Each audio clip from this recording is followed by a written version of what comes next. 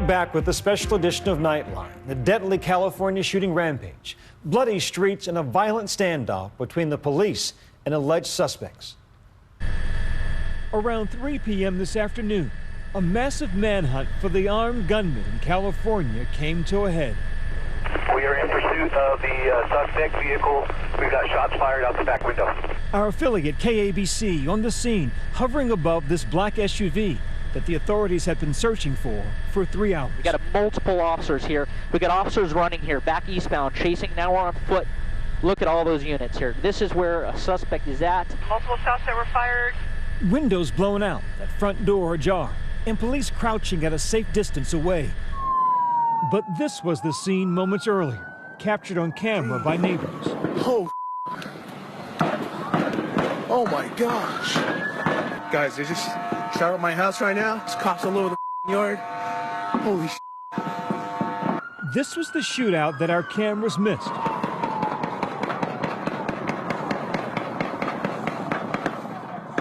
One neighbor out in the front yard,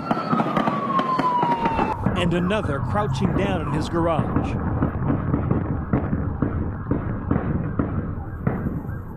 What sounds like fireworks is a firefight. Police raining bullets on that SUV. The left side, driver's side, completely blown out. This was a very, very graphic shootout. A body lying in the street feet away. That black SUV riddled with bullets. One suspect still inside. As police run into position, single file up across the lawn. You can see tactical teams moving up the sidewalk, looking for positions of advantage right now. The police are going to run in single file because it makes you less of a target. More officers using concealment and cover behind this post, behind this hedge line. They start moving units out of the way to clear away for the Bearcat. Bearcats are moving up. Everybody else take cover.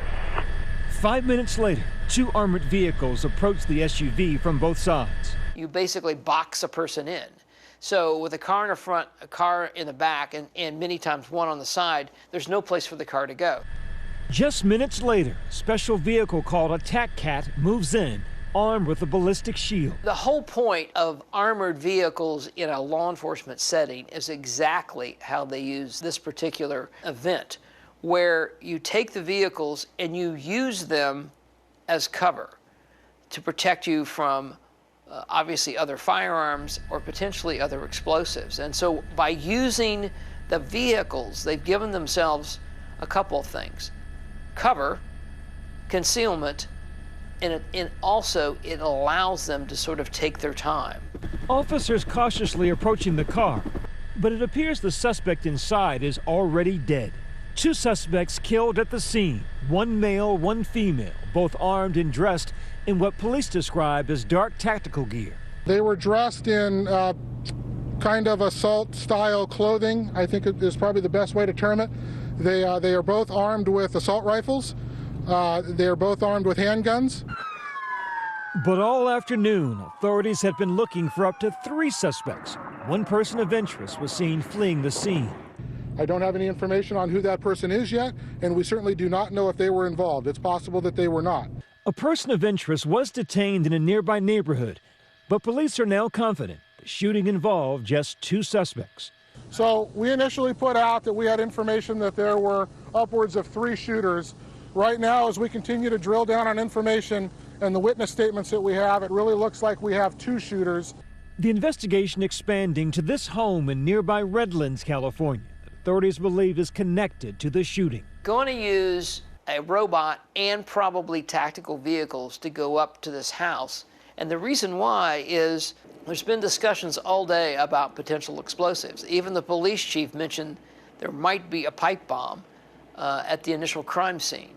So keeping that in mind, and keeping in mind that you're dealing with such mega violent people, you want to make sure you're not walking into a booby trap. So if you send a robot in, you know, if it triggers something, then so be it. No one else is harmed.